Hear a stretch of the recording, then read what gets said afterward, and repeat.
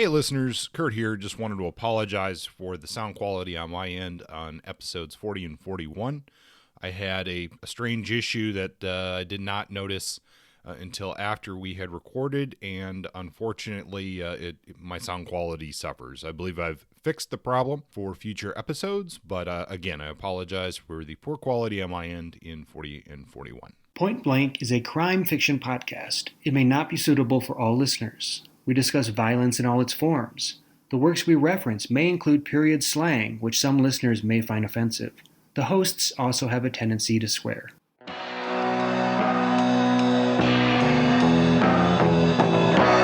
Episode 41, An Easy Thing by Paco Ignacio Taibo II.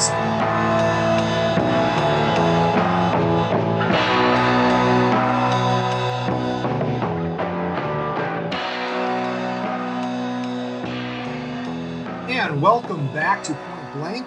My name's Kurt. Joining me is Justin. Hey, hey! Ho, ho! I was trying to capture the spirit of Babu Freak from the Rise of Star Wars, episode 9. That little creature, the little engineer who erased C-3PO's memory. It's a very obscure reference, I guess so. Well, we are here today to discuss An Easy Thing by Paco Ignacio Taibo II. This is the in-depth discussion where we will spoil the hell out of this book. So if you haven't read that yet, you might as well go get a copy. It's an enjoyable book, and we'll give you a summary in just a moment. But before we do that, Justin, do you have any announcements or anything you want to share today? I'm running for president. Well, you might be better than many of the other candidates. Most of them.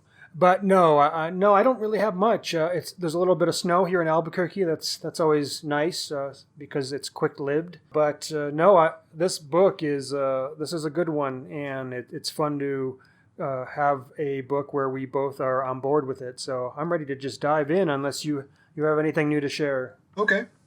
Well, I had one thing I wanted to share. I wanted to give a shout out to the podcast Paperback Warrior. They gave us a mention a couple of episodes ago. They're both a website and a podcast. They cover a lot of men's adventure fiction. There's a little bit of overlap with what we talk about. They do cover hard-boiled stuff and detective novels, but they also do a lot of pure adventure type stories. But they gave us a shout out in, of all things, their worst books of the year episode, where one of their hosts agreed with us that Night Has a Thousand Eyes by our old pal. Who's that again, Justin? Oh, Cornell Woolrich. Yeah, Cornell Woolrich, that guy. Not a fan. Tom on Paperback Warrior was not a fan of that one, and Justin and I have to agree with Full him. agreement. There is no way I can like that book. We may have to sometime go back and take a look at Cornell Woolrich, but I think it's still going to be a long time. But we are on much better fiction than that today. We're talking about Paco Ignacio Taibo. So, Justin, do you want to give us a summary of An Easy Thing so we can ease back into this? Yes, I do. Before I do that, I just remembered something that I want to share. The literary journal I edit, it's called Manzano Mountain Review. Our next issue is not going to be until November of 2020, but we are opening for prose submissions on February 1st, 2020. So if you're reading this or listening to this now or in the next few months, the next issue theme is chiaroscuro, essentially noir and crime fiction. We're seeking literary fiction or crime fiction or some hybrid of both. So if you're a writer out there and you're listening to the podcast and you're interested in crime fiction, we are seeking your stuff. So it's exciting for me because I've always wanted to do a crime fiction journal, but instead I'm editing a literary journal. This sort of bleeds the two together. So anyway, go to manzanomountainreview.com and look for the submission link to that and send our stuff. We don't pay you, but we'll publish your stuff in an online journal if we like it. All right. So that being said, let's do this. An Easy Thing by Paco Ignacio Taibo II.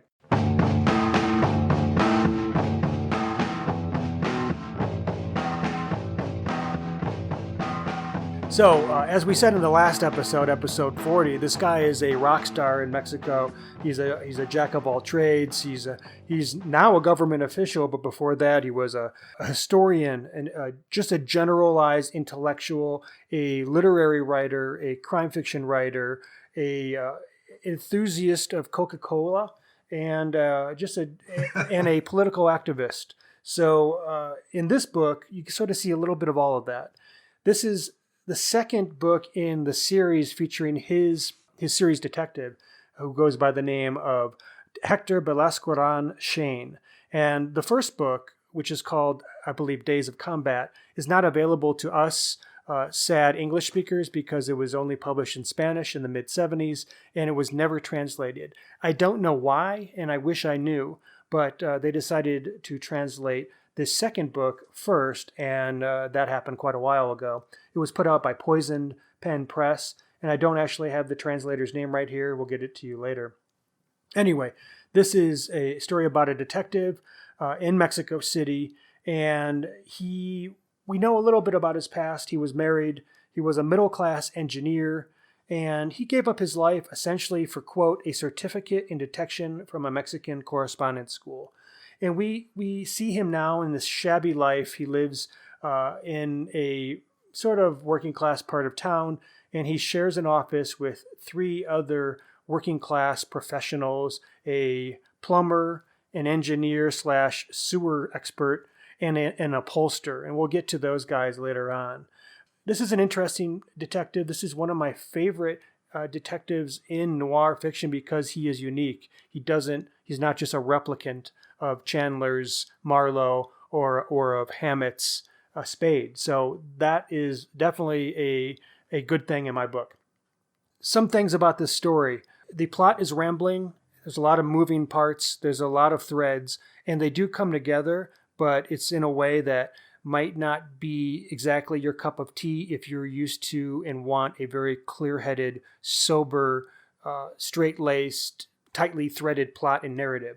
This is sort of done through a prism of surrealism and absurdism and chaos, which is fun. It's a wild ride. And if you like that, if you're on board for something a little more exciting, then Taibo is your guy. There is some backstory that we get as we come to understand the plot, but we can tell that Taibo is a really good writer. He's not a hack. He's not a pulp guy.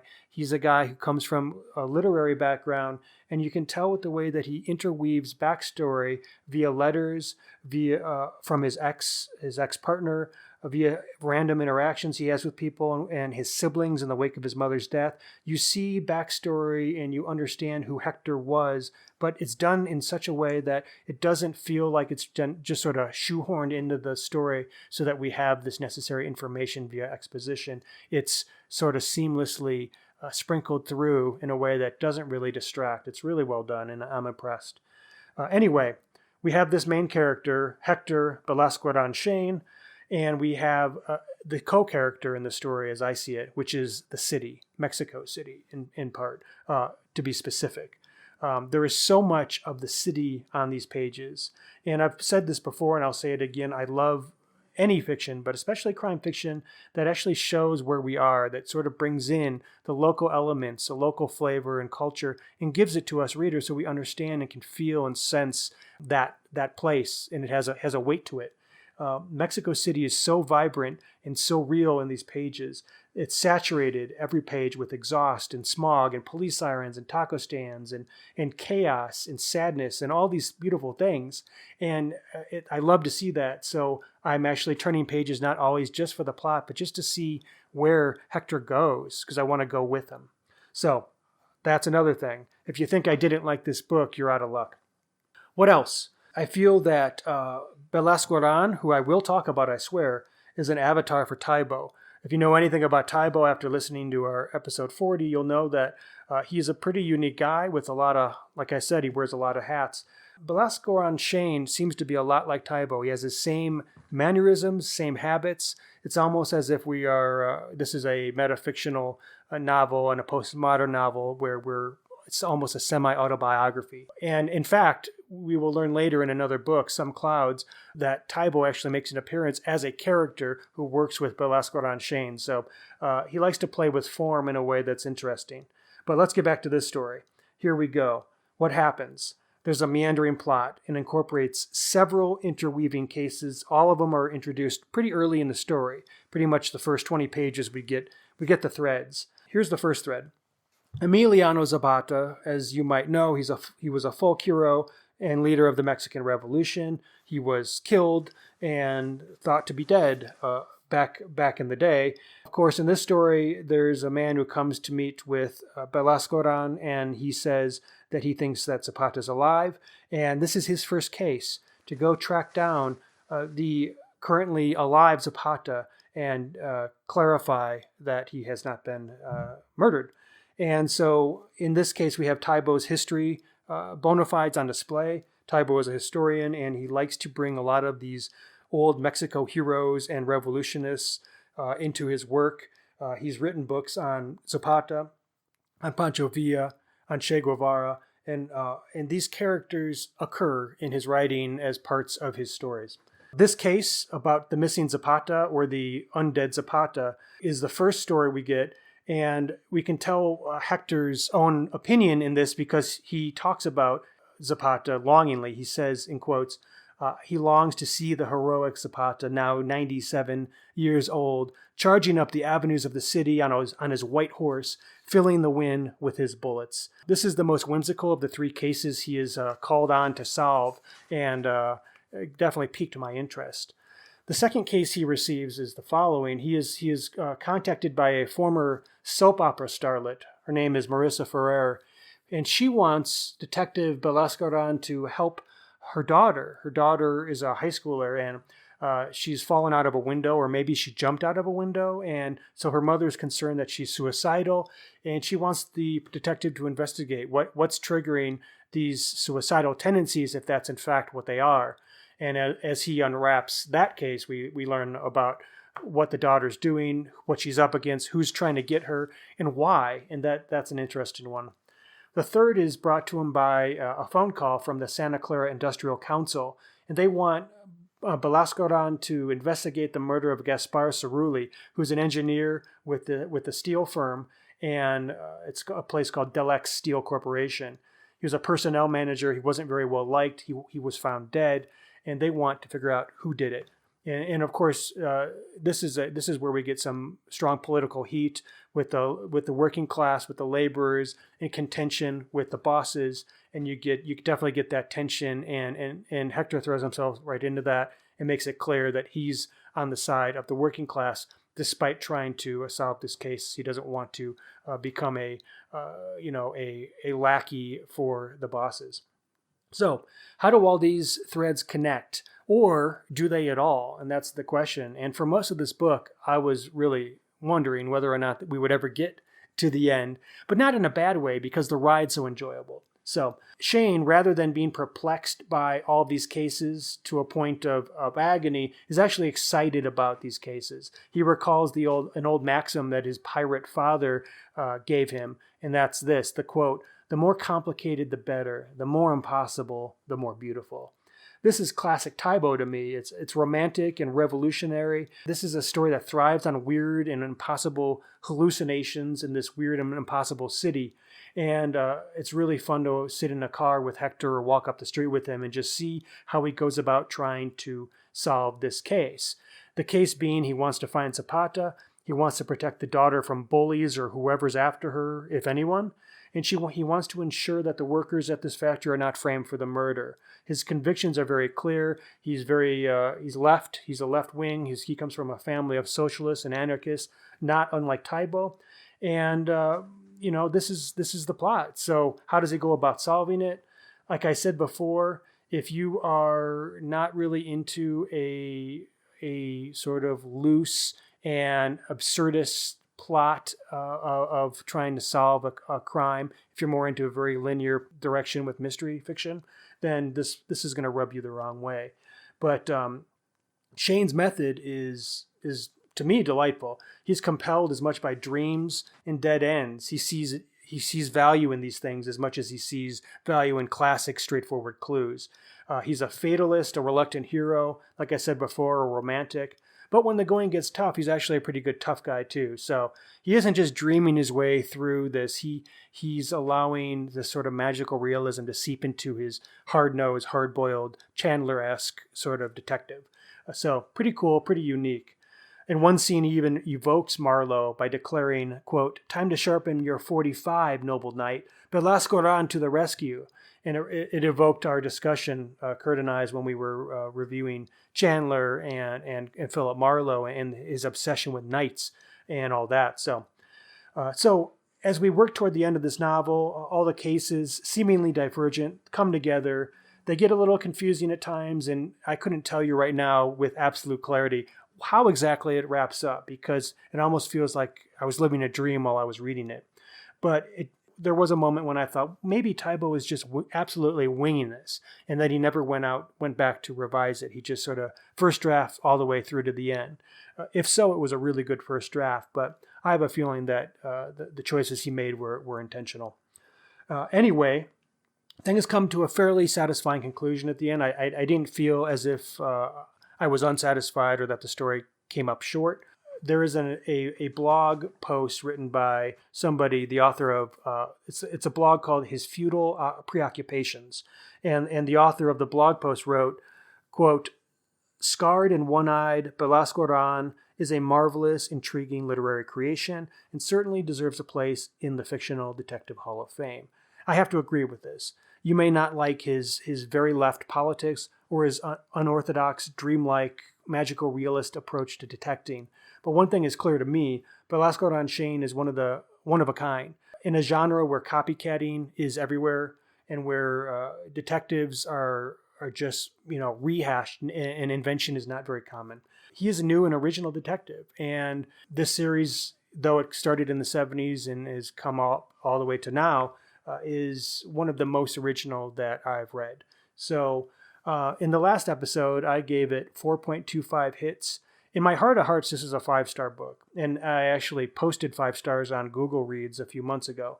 I backed up on that to say 4.5 because I'm trying to be critical of Taibo, because I do have an affinity to his politics and just his general gestalt, just who he is. I'm drawn to the guy and his work. I call it 4.25 hits, but I'm going to raise that. I'm going to say it's 4.5 for now. It's a very, very good book and highly recommended read, and we're going to have plenty to say on this story. Kurt, have you adjusted your review or your hit count for this book? Well, Justin, that's a hard no. I have not adjusted my rating on this. It's a 4.5 for me. It hits a lot of things that I want in my crime fiction. And most notably, my affinity for Paco Taibo aside, is that it's a fresh take on a detective, which, despite the fact that this was written in the 70s, still feels fresh to me. It is unique enough that we haven't really gotten, at least in my experience, I haven't gotten another detective like this, like Shane, in other things that I've written. And, James Salas in the afterword to this book goes so far as to call Hector an anarchist detective. And I don't know if that's exactly true, but there's certainly, if we want to look at, there is a certain anti-authoritarian chaos element to his detecting that works, and certainly his politics are left-leaning, but it is a different take, and I like it. I like what's going on. I feel like especially it fits the setting of Mexico City. It is a little bit of a chaotic story. I mean, like I said before, the fact that there's essentially 4 mysteries going on here, the 3 investigations that you mentioned, and the family, not exactly a mystery, but the family drama that's going on with his own family in the background. There's these 4 plot elements, and to blend that all up and still end up with a mostly pretty coherent story is it's ambitious and it works. Is this a perfect novel? No. There are some elements that maybe certainly a critic could pull apart. But for me, it's a strong 4.5. I could certainly see where other people wouldn't enjoy it, but ultimately this is a personal rating, and that's why I'm going with 4.5. I love I love this character. I love this series. I've already read Some Clouds. I've got the rest of the books on order. I've read, I guess, what you would call Shane is involved in the story, but I've also read The Uncomfortable Dead, and Shane shows up in that one. Enjoyed that one as well. So I love this character. I really love the writer. I can't gush much more about it, I guess. Sure. We have plenty of time. Before we move into characters, I want to emphasize or reiterate something you said just a minute ago, but also in the last podcast. In a lesser writer, all the shit that gets thrown into the first 30 pages, all the plot threads, the three I mentioned, plus the one about the late mom and how Hector and his siblings have to like negotiate what to do with mom and the finances. All that stuff might feel like a writer who's trying too hard, an amateur writer trying to go, well, I don't know what's going to work, so I'm just going to make every idea I have, stuff it into the pages and hope that somebody likes it. That's a trap. That's a very dangerous move to make for an inexperienced writer. And we've read plenty of work where that happens and it kills the story. He does this, Taibo does this in a way that actually makes everything better, makes everything, it's so full, it's so teeming, just like Mexico City. Mexico City shouldn't work. It's too complicated. There's too much happening. It's absurd. It's impossible, and yet somehow it works. That seems to be what Paco's channeling in this novel, and I can't wait to talk more about it. Starting with characters, who we have many of. Oh, yeah, we do. Again, packed full of characters in a relatively short piece of work. And I just did want to say, you're right about that. You know, in a lesser writer, this wouldn't work. This is another shining example of a piece where the author knows that the brilliance is in what is excluded, not necessarily what is included. Totally. So, yeah, moving on to characters. We've got a laundry list here. Justin, do you want to start with a few, and I'll try to fill in the ones you might have missed?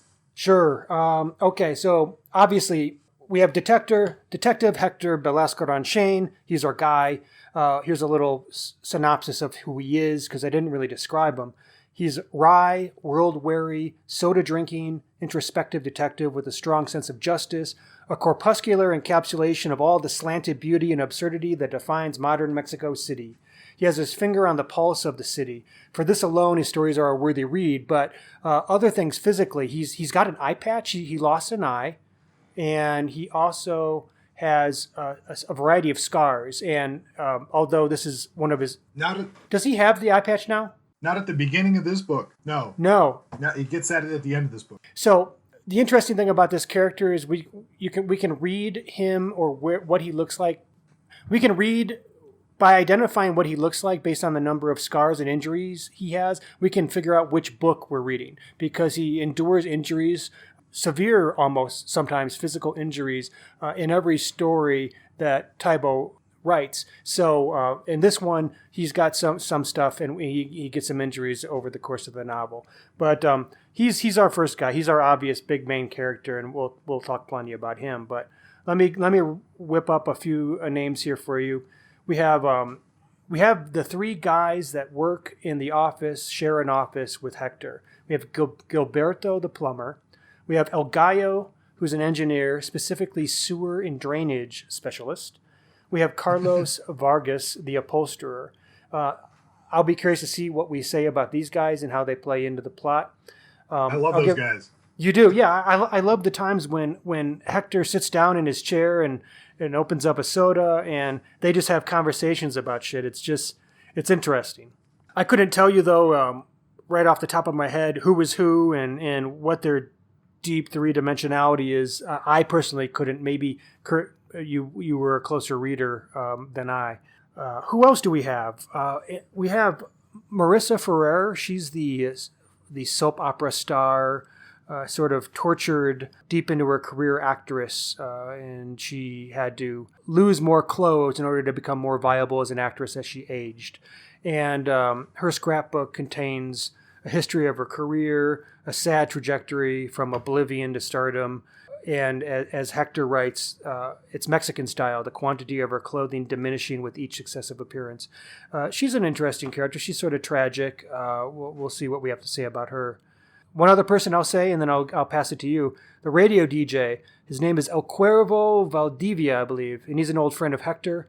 And Hector, while he's in a car, he turns on the radio and listens to his radio DJ buddy spinning tracks and talking about stuff. And I like this radio DJ. Of course, the radio had more meaning back in the 70s because it was the voice of the people and a revolutionary voice at times. In the age of the internet, in the age of hyper, textual everything, we get so much media all the time. The DJ has been diminished somewhat. But this is a cool character, and the airwaves are a cool place of freedom and democracy and play a sort of an important role in the story. Who else is in this, other than Zapata, or whether or not, or his ghost? What are the other characters in the story? We have Elena Ferreira. She's the daughter. Did you mention her? I know I didn't, but she does play an important role.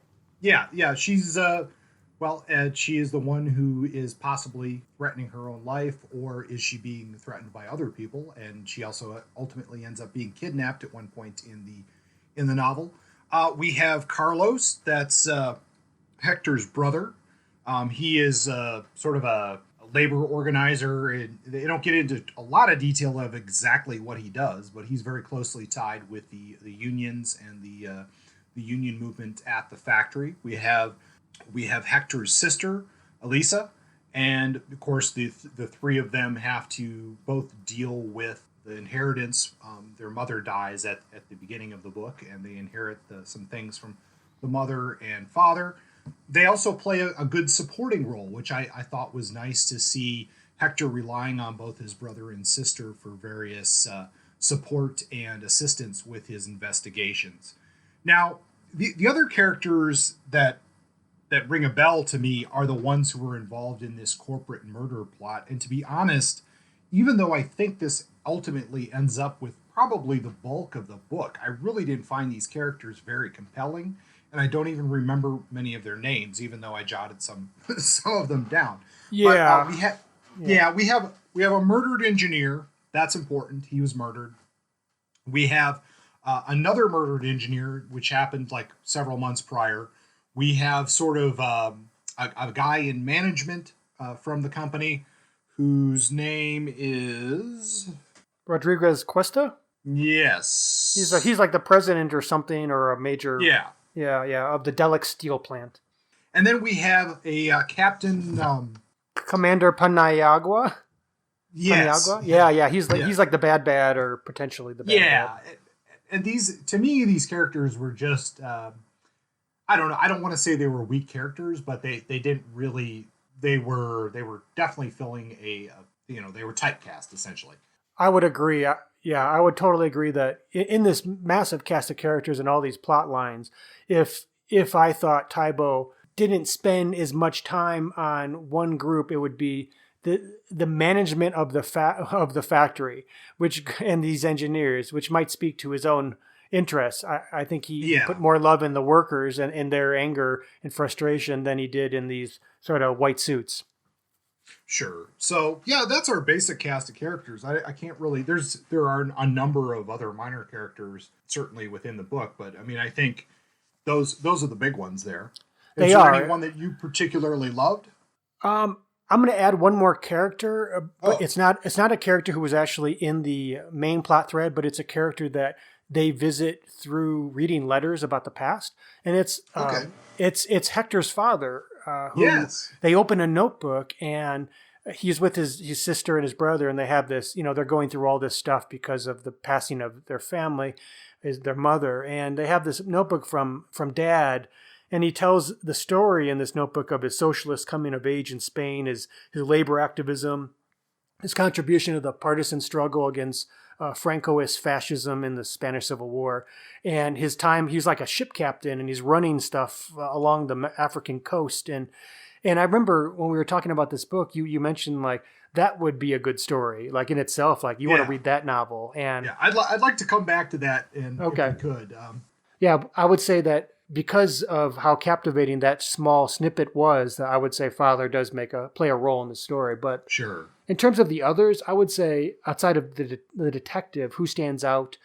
I would agree with you that his trio of co-office mates, it's really fun to sit with them and just shoot the shit and they help him and with his case a little, and they sort of like josh each other and mess with each other and joke around. But it's fun to just see them in a room talking. It feels really alive. I feel like I'm there.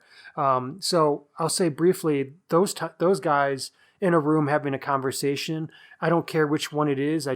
Those moments were refreshing. Another character I really liked was the radio DJ. I really liked how they started off apart but sort of came together, and how supportive and sort of comradely and friendly they were to each other. How the radio DJ ultimately would help Detective Hector on his case and play a role like for the purposes of justice. I thought that was really cool. Yeah, I would like to say more about Marissa and Elena, but I don't.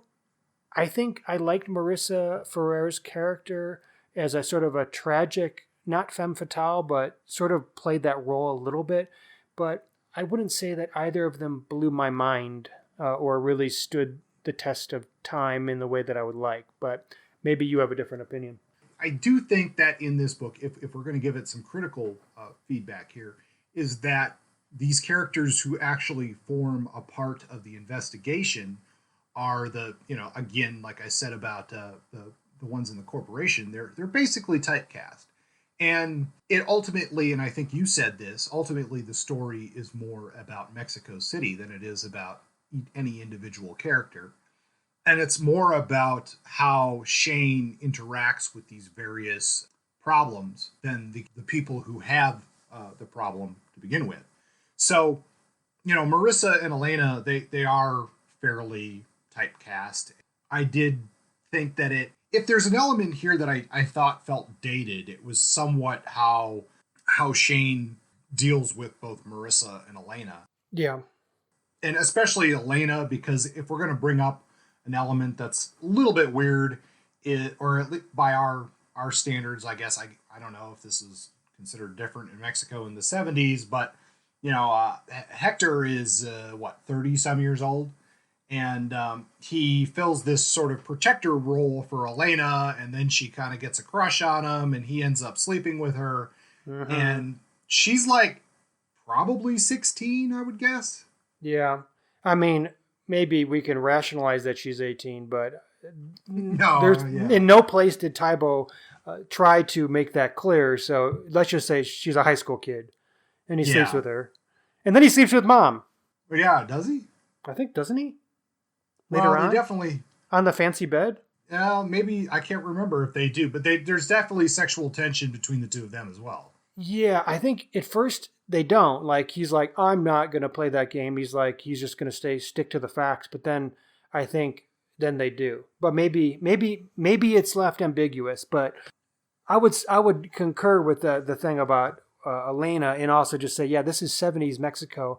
Not to excuse it, but, in terms of like gender relations in this and power relations, and like I wonder, is he just like a dude who sleeps around with random people, or like what's his attitude towards women? Is he a misogynist? I don't get the impression that he's a misogynist. No. But I did have questions about I've noticed this in more than one book in Mexican crime fiction, the widely the seemingly accepted use of the F word, the word that's a negative for homosexuality. That F word is used with reckless abandon in so many Mexican crime fiction stories I've read, including almost every story in the Mexico City Noir, that I wonder if that's part and parcel to Mexican machismo culture, or if it's just that some of the stories are dated. I don't know. But it does strike me when I see it with regularity, and that's something that you simply don't see very often in American crime fiction.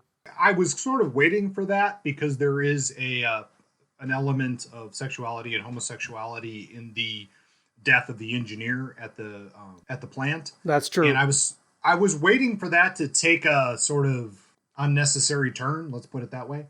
Sure. And it didn't really do that. So I guess I considered that to be a positive. Sure. Yeah. It seemed like as the novel flowered, it seemed like Hector he even converses briefly about homosexuality. Let me read the quote. This is Hector, this detective in the 70s, speaking about his feelings on homosexuality, where he sort of analyzes himself, and this might be something that more than one,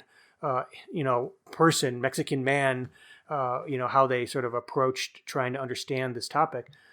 Hector writes or says, suddenly it occurred to him, because this is third person, that he didn't know a damn thing about homosexuals. They lived in a supposedly dark underground existence the other people never talked about. Hell, he didn't even have the faintest idea how they made love. The closest he'd ever come to their world was once in high school when a man in his 30s had winked at him on a bus. All the same, Hector liked to think of himself as being tolerant when it came to other people's sexuality. As long as they didn't bother the normal people, they could fuck whomever and however they wanted. And what was that supposed to mean? Who the hell were the normal people? Was Hector normal? After having broken his 2 months of abstinence, not counting the 2 or 3 times he jerked off and a pair of wet dreams, by making love with a teenager with a broken arm. So you get to watch his thought process in a way that I feel like it's fairly enlightened for where I thought this book could go. Yeah, sure. For the mid 70s, I'll give it that. So yeah, we have these characters. Who else? Who else of these? We say that the white shirts in the factory weren't very impressive. Marissa and Elena were interesting. You like the 3 guys, the 3 office mates, right? Did any of those guys stand out to you? Well, I kind of like the El Gallo character, the sewer engineer. El Gallo, the rooster. Yeah. I like him just because he works at night, and like there's a quote that I don't have bookmarked, but he has this great quote about like how you can really understand a city by its sewer system, and like how his job basically prevents the city from flooding on a daily, being covered in shit on a daily basis. Yes, he goes into like historical analysis of like drainage and sewers through history, and it's almost like every one of these characters, these 3 dudes, are a different kind of poet. Yeah, that's what I like about it. And there's a couple of things here. There's a quote in the book, again paraphrasing Shane, in that he says something about how he enjoys sharing his office with these guys because it keeps him connected to the city, and the idea that you have a plumber and a sewer engineer and an upholsterer, that this kind of keeps him grounded. And, I think that's, knowing what we know about Taibo, that's something he's saying as well, as like, kind of like, if you're not in touch with these working class guys, you're going to keep you grounded. It's easy to get your head in the clouds or something. But, I love how they interact. I think Taibo does a good job of sort of the dialogue seems like very male friendship type dialogue, and sometimes that isn't written that well, but I think he pulls it off, and they do a nice job of interacting. It's very believable. So we like them. They're like interludes when he goes back to his office and he gets mail, and he opens up. He like goes to his office to open up documents and sort of read, like when Marissa Ferrer gives him some materials from the past to try to figure out some stuff about her backstory, her history, documents from her life as a movie star, and also he has like the daughter's diary or notebook, and so he uses a lot of media items that he finds or gathers and reads them. And I do like when stories do that, where they introduce a story within a story, or materials that add to the narrative, and they actually put that stuff in the text. Taibo sort of translates that for us. So we get a lot of that as he's sort of slowly working on this case. Like, I mean, the real action in this plot, like if there's any fisticuffs outside of the one incident where Hector gets into a brief skirmish with some kids who were trying to kidnap the daughter earlier on in the story. Outside of that, there really is not any violence or serious trouble with Hector being a sort of a tough guy or anything until the last maybe 25% of the book. Yeah. Is that accurate? Yeah, I would say so. But let's maybe sum up these various investigations and then get into that last 25% of the book, because that is when it makes a major shift. So yeah, we have these 3 elements, and I think we've talked a bit about the Marissa Ferreira and Elena plot line there.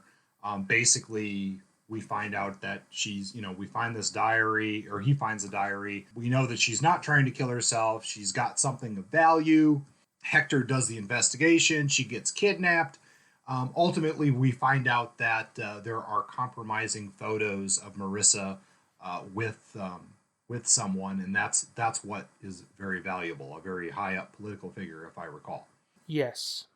And that's kind of for the first, until we get this essentially game-changing event, that's where we're at with that one. The murder of the engineer, like, we go back and forth of, like, is it this whole thing? Are there, like, some connections to this engineer and the other engineer's homosexuality?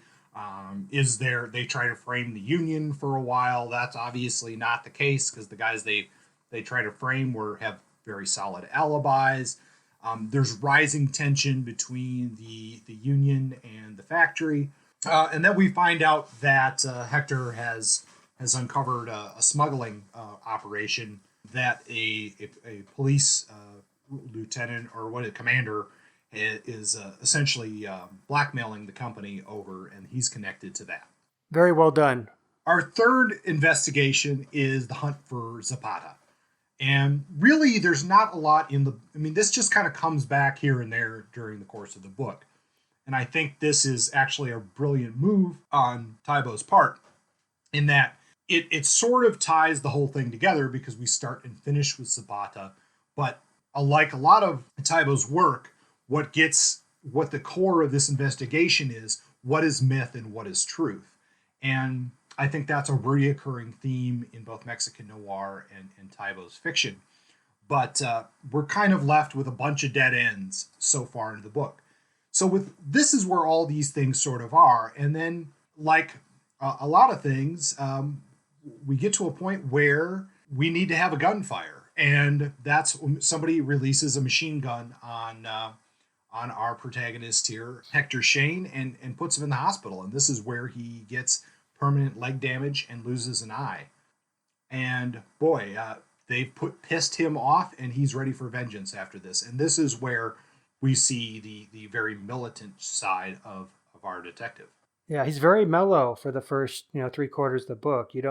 But when he gets angry, when he turns it on, he becomes the badass. And it's fun to have both. I like both. Yes, yeah. He very quickly kicks the shit out of somebody with a cane, blows up a car of the kidnappers who went after Elena, and firebombs a blackmailing sort of pornographer's house, all in a very short span of time. Yeah. Yeah, when it rains, it pours. Don't piss off Hector Belascoran Shane. And I like this because this is, in a lot of ways, where another novelist might have taken a long time to do all of those things. This is kind of that scene in the movie. The protagonist has gotten beat down, and now at the end of the movie, he's going to come back for his vengeance. And it's quick, it's brutal.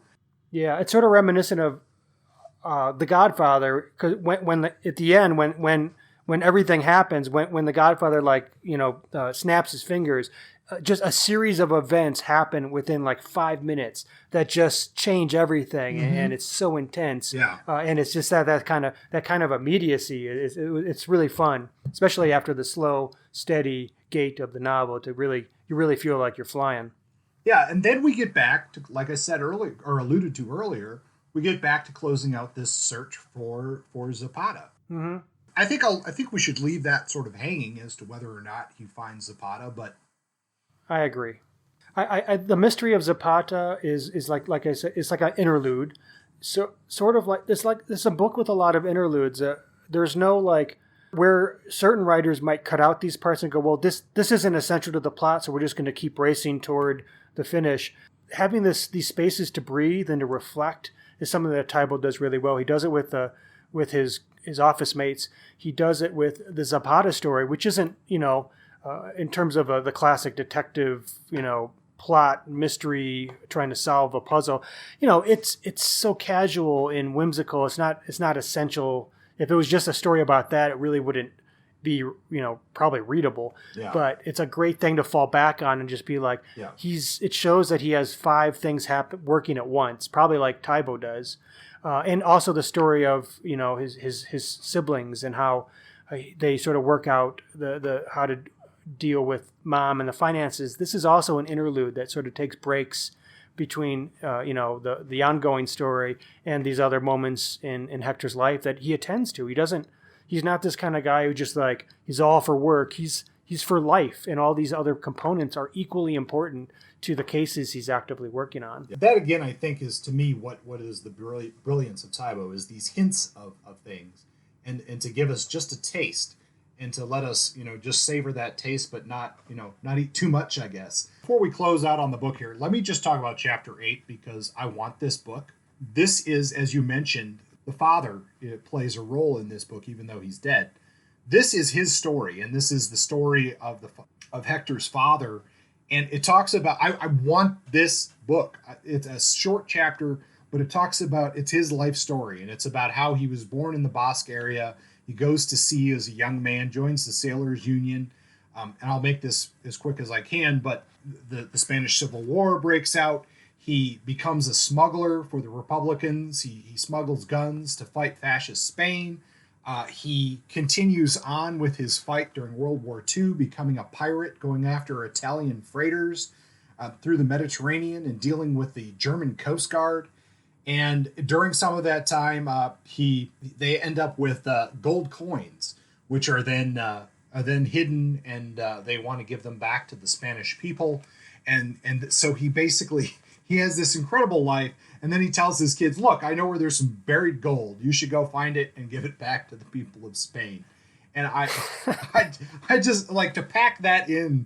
It's only like 6 pages long, but it's like, man, that right there could be a wonderful, for me anyway, a wonderful story.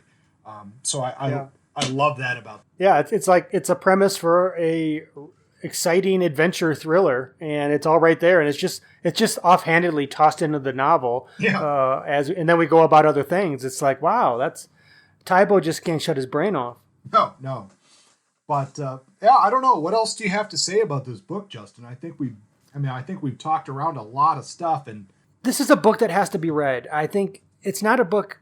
I have a hard time describing it. Yes. I can't tell you the plot with any coherency, because in my brain it's not coherent. It's the whole package. It's the feeling. It's the way I couldn't stop turning the pages, because I love the character. I love the place. I love the dead ends. I love the U-turns and the eddies. And then I loved that finally at the end, it wasn't just dead ends. It wasn't just some kind of meta-fictional exercise in how not to enjoy reading or writing a book. Like, it still had the plot elements and the payoff at the end for those who want it. It's there, and it was good, and it was pissed off, and it was righteous. And but the fact that this was book 2 in the series, the fact that Hector is so captivating, I love the threads, and I just love so much about this book. One thing I just wanted to read is this thing that the radio DJ says that, and this is a little bit of a non sequitur, but I really I miss radio, and I miss radio as being an essential piece of community and of organizing and of just being people in a society. But this is a quote that the radio DJ gives about those who are listening probably on some late night in Mexico City, roaming the streets in their gas-guzzling automobile, killing time. He says, "You're listening to El Cuervo Show, Solidarity Radio, going out to all the stray dogs and vampires roaming the nocturnal landscape of this desolate city. To all you folks out there working overtime, students cramming for tomorrow's exam, late-night truckers, strikers on guard duty, hookers, luckless crooks, independent detectives, frustrated lovers, lonely hearts, recidivist loners, and other types of nocturnal fauna." I love that, and I feel like this book goes out to these people as well. Yeah, for sure. I wish we, maybe had a chance to talk a little bit more about that radio element of it, but that was a nice way to sort of tie things together, as well as sort of his office mates. Like, I think those two elements really bring things together throughout the book. True, that's a good point. He is sort of plays like that. Another friend in a helpful position at contributing their voice. This is a story of voices all working together towards something, but that something is bigger. It's not just these cases. It's an overall thing, and it probably all comes back to this notion of 1968 that you mentioned in the past. Yeah, and we could continue to talk about this for a lot longer, but we'll have to wrap it up here soon. So, yeah, if you still haven't read this book, I mean, this is one that the experience of reading it is sort of necessary. Even if we've talked about it, it's really one to read to really get the gist of it. Agreed. So, moving on, Justin's gonna give us a quick cinema spotlight, which we're not gonna get away from Paco Ignacio Taibo II just yet. No, we're not. I tried. I looked up Mexican film noir, and I was going to try to track down some Mexican film noir classic that nobody's ever heard of, and I actually struggled to find something, and I'm sure there's plenty of good stuff out there, and I was a half-assed researcher, but I did look. It was a true investigation, and I ended up reverting back to something that Taibo did, related to a book we mentioned in the last episode. His book on Che Guevara got turned into a Netflix film called, what is it called?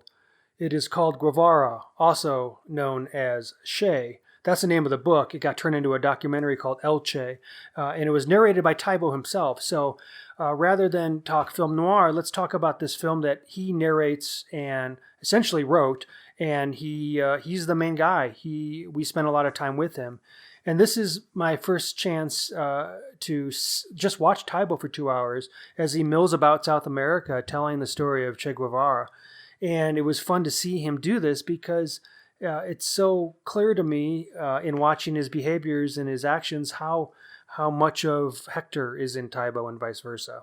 So, blending archival film and photos from Taibo's own retracing of Che's journey from Argentina to Mexico, to Cuba, to Angola, to Bolivia. If you're familiar with Guevara's story, then these places won't be familiar to you. But if you're not, this is the trajectory of revolutionary Che when he decided to be a doctor, and then he got revolutionized in Mexico and Central America, and joined Fidel on his trip to Cuba and became a militant and a revolutionist. He was murdered by CIA operatives in 1967, but Taibo is sort of just retracing his steps and trying to understand, speaking to local folks, speaking to old friends, trying to understand who Che was, the person, and not just the the guy stamped on the T-shirts. Obviously, there's no surprise that Taibo is a enthusiast of Che. He wrote the definitive biography. He's very much a deep in the pocket of the radical left. And so if you're looking for neutral history, you're not going to get it here. But if you want to see a historian actually trying to capture this history in real time, a real person on the road, it's fun to just sit with them and walk with them and watch him as he goes from country to country.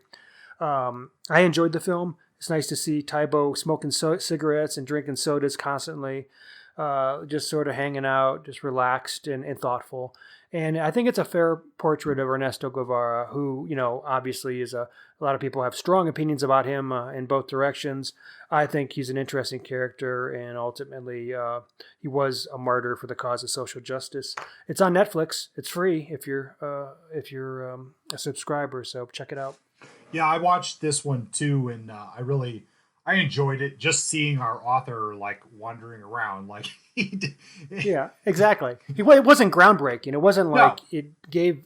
What was the name? The Motorcycle Diaries did the same thing with an actual plot. But no, it's interesting. I don't think I think regardless of your politics, you can acknowledge that Che was a important figure in the 20th century. No doubt about that. And I don't think this doesn't really get into the politics all that much. It's more just a progression of his life. But seeing Taibo just wandering around with his cigarette and his Coca-Cola and riding the bus and talking to people, and he comes across not as an author, but as your eccentric uncle who rants at holiday events. That's the kind of guy he comes across to me as. Yeah, he's almost slovenly. He's not, he's in front of a camera for Netflix and this big thing based on a book that sold thousands of copies. He's not trying to perform. No. He has a t-shirt over his sizable gut.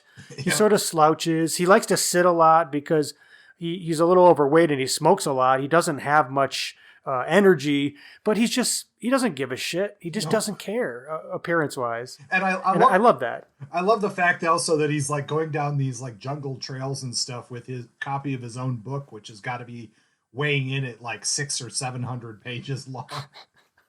I know. And he just opens it up in the middle of his journey and just like reading it. Like, it's pretty funny. He's endearing. Yeah, that's for sure. I enjoyed it.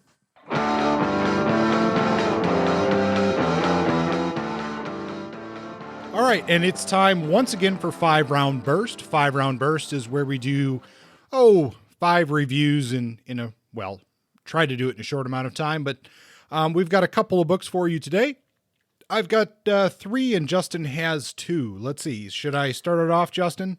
Why don't you do that? All right. Well, my first book, now I'm going to, right off the bat here, I'm not doing a standard crime fiction choice, but I think it's very relative to the discussion that we're having today with Paco Taibo's work. And this is from 1931. This is Government by B. Travin. Awesome. I read the 1993 edition from Elephant Paperbacks, and this is known as the first of the Jungle novels. And this is considered sort of an epic. I believe there's 5 or 6. There's at least 5 novels in this sequence, but this depicts basically the cause and the outburst of the Mexican Revolution. And this particular one takes place all of them take place, to my knowledge, in the jungles of southern Mexico in the area around Chiapas. Woo.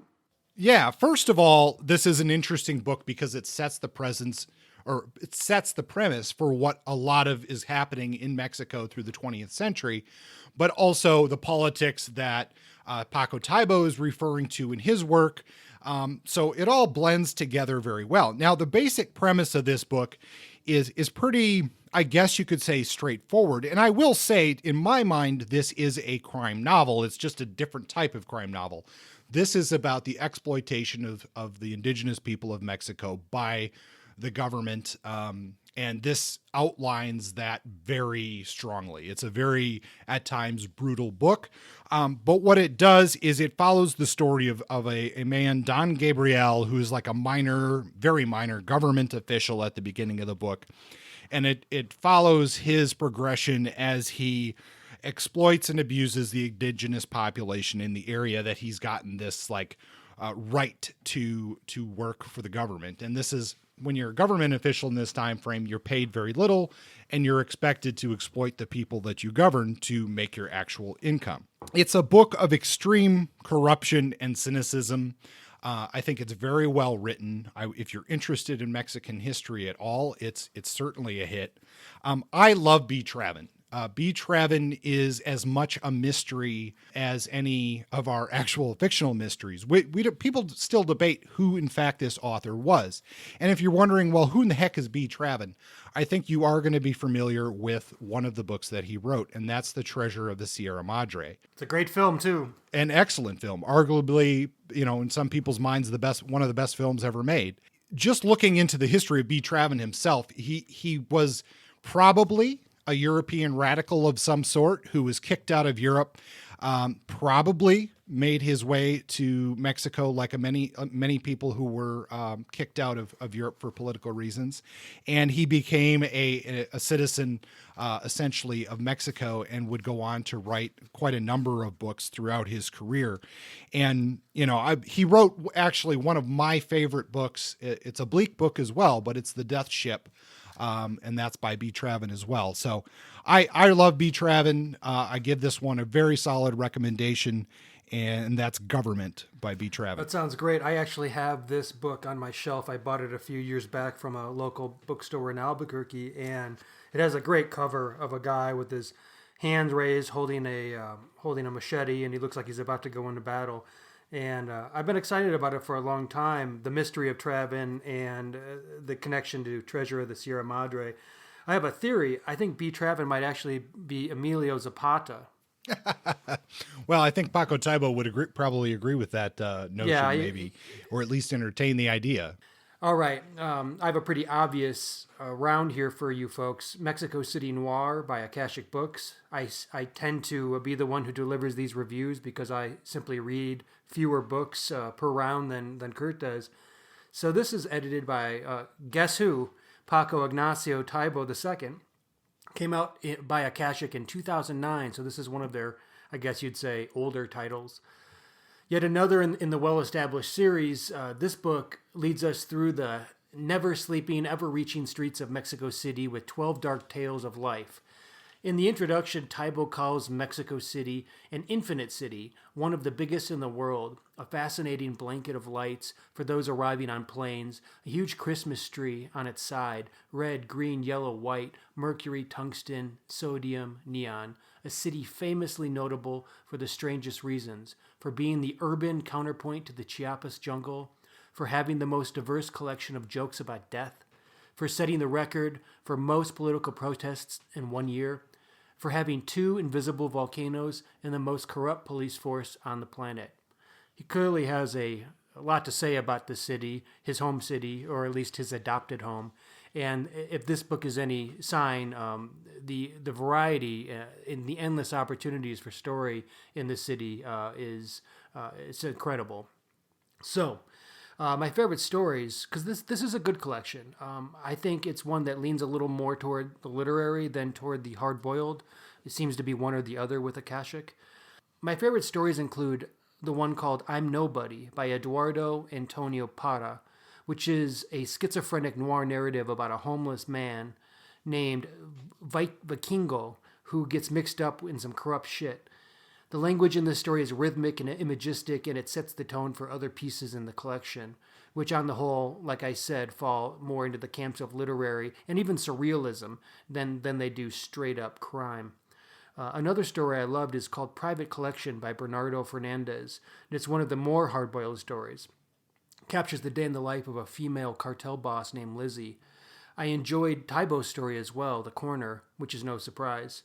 Other top picks for me include Bang by Juan Hernandez Luna, about a man standing in front of the barrel of a gun, sort of narrating his experience right before the gun goes off.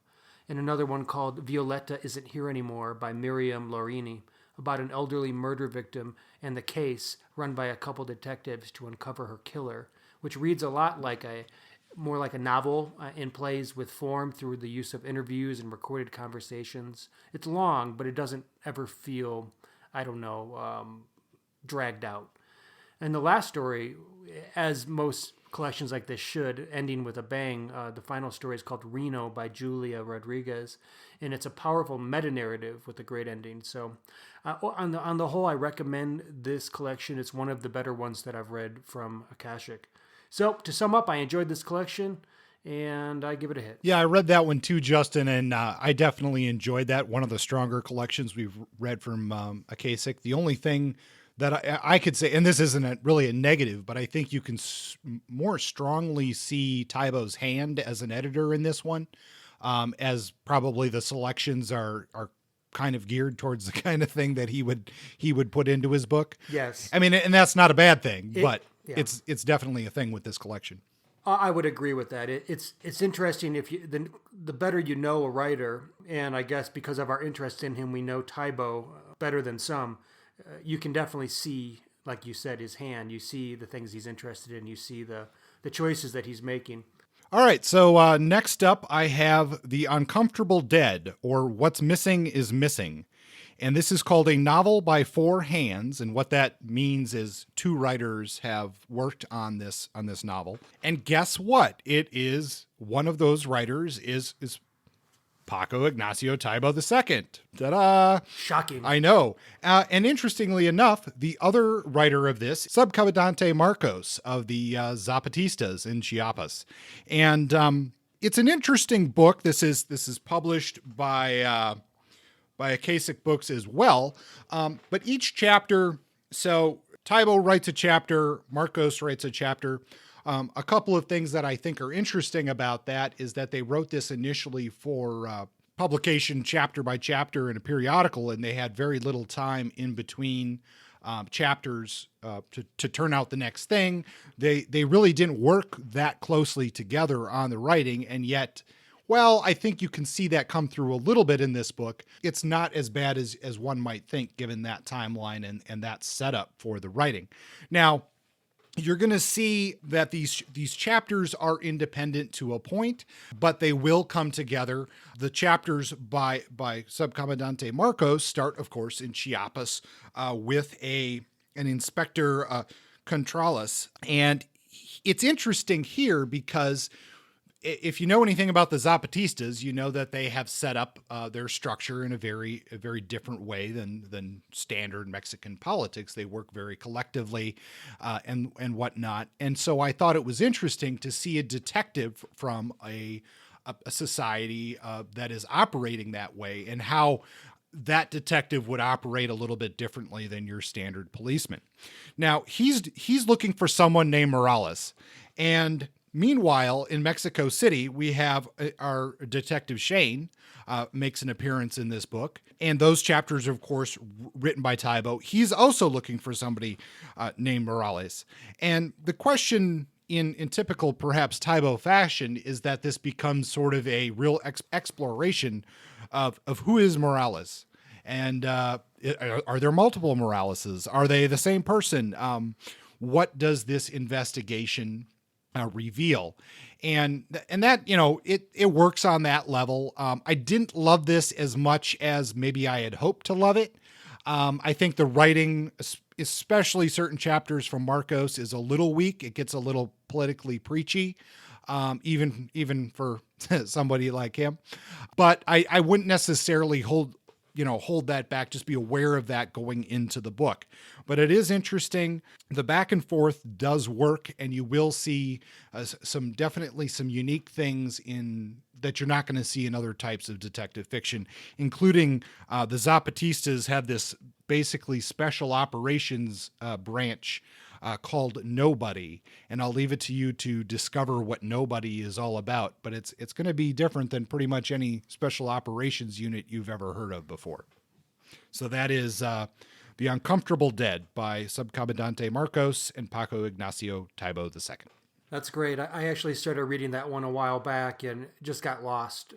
I just got distracted, but I was wondering, and you pretty much clarified some things about how Marcos's writing is in comparison to Taibo's. But looking forward to that. Did you know that Subcomandante Marcos no longer goes by that name? I was aware of that, but I couldn't recall what he goes by now.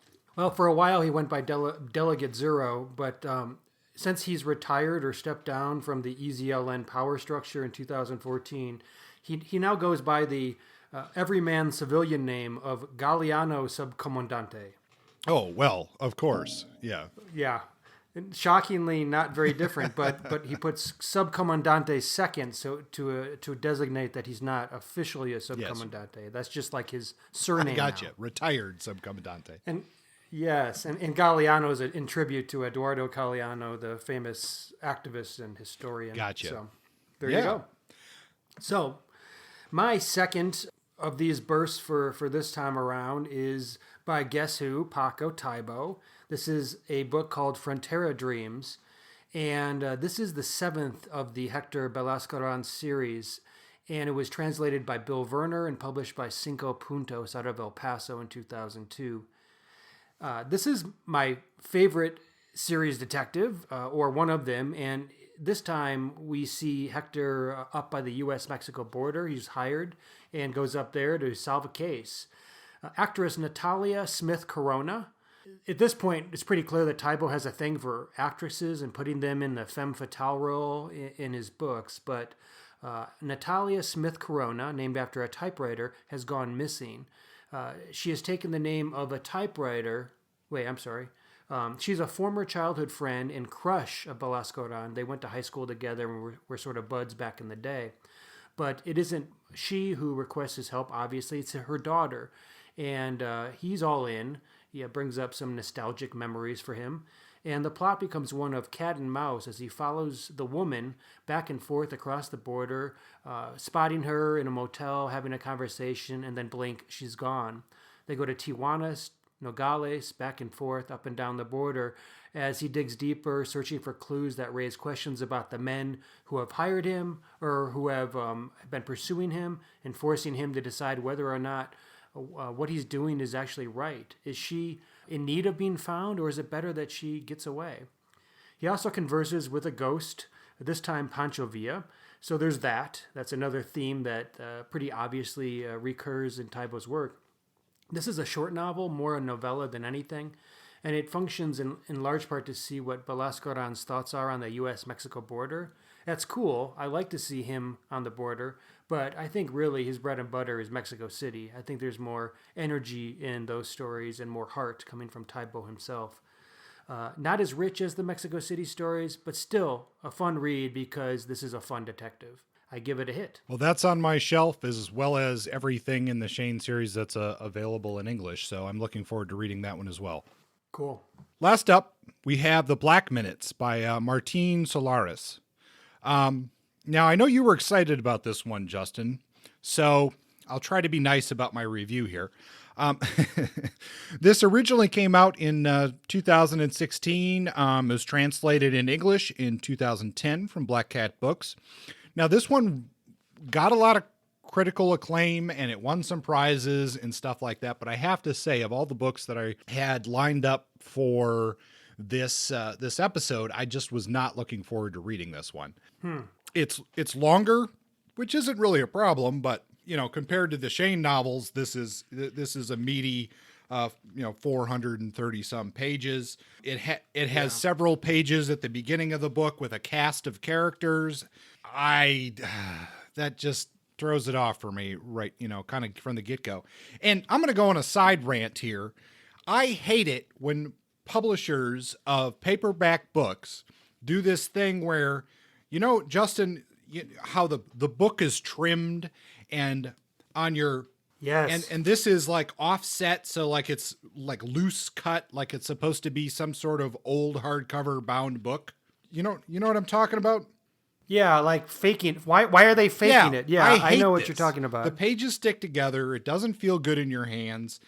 Just trim the damn book even like a paperback is supposed to be.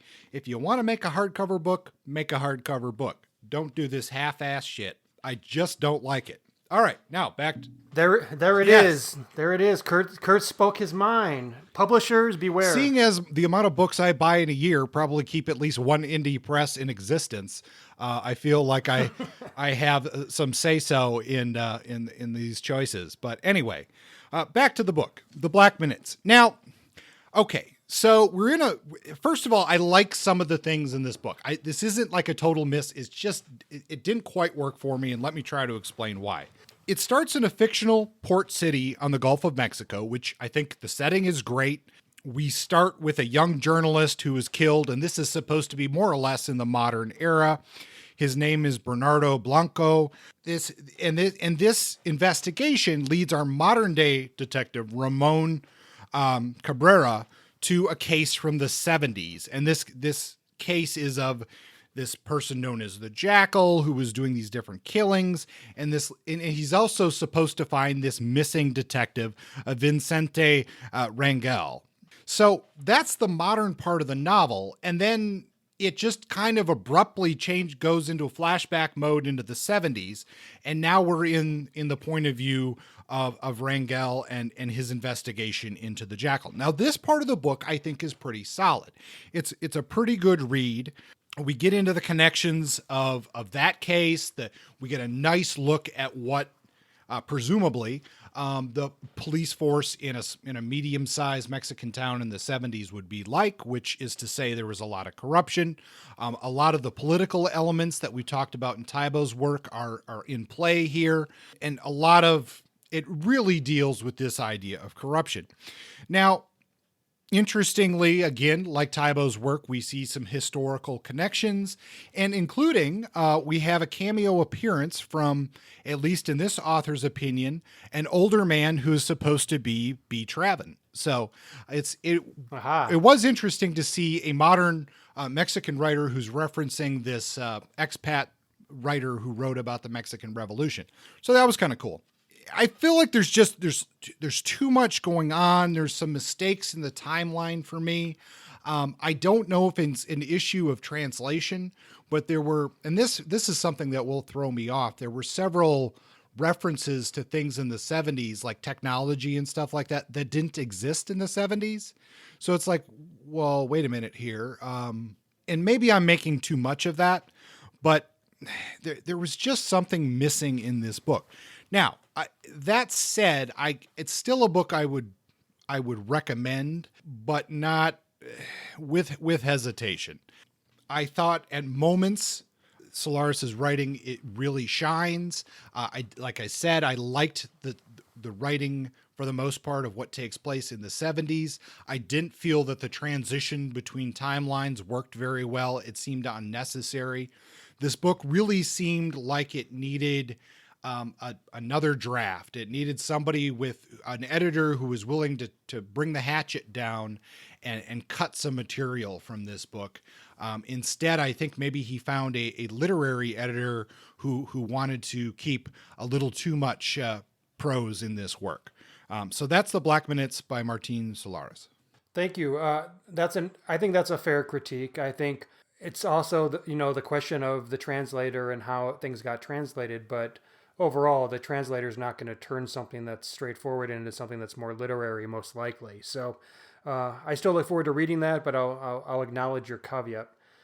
So there we go. That 5-round burst should take 5 minutes. This time it took 20. Yeah. So I think me and Kurt are going to have a conversation in the future, our fair fans, about what we can do to correct that. Maybe a stopwatch. Yeah, there we go. Coming up in future episodes, coming back home, but we're going into the future. We're going to be spending time with Philip K. Dick's infamous Do Androids Dream of Electric Sheep, which is the foundations for the film Blade Runner. So we're going to spend some time on sci-fi noir for episodes 42 and 43. And then we're going to go back to some old school. We've been away for a while, and we have not touched base with the reasons why we started this podcast, which is because of our interest and love for the early hard-boiled, the early detective, and the early noir fiction that sort of captured so many hearts and got us into this genre. And so we're going to spend time with Richard Stark's The Hunter. Richard Stark is a pseudonym for Donald Westlake, and The Hunter is a very well-known early work of his featuring an anti-hero, that got turned into the movie, which is very similar to the name of our podcast. So that's going to be 44 and 45, and we'll leave it at that. How do folks contact us, Captain Kurt? Well, you can always find us on Facebook, Point Blank, Hardboiled Noir and Detective Fiction. Best way to get in touch with the show is to email us at pointblanknoir@gmail.com. And you can also find us on Twitter at pointblanknoir. Thanks for listening, and we'll see you next time. Adios.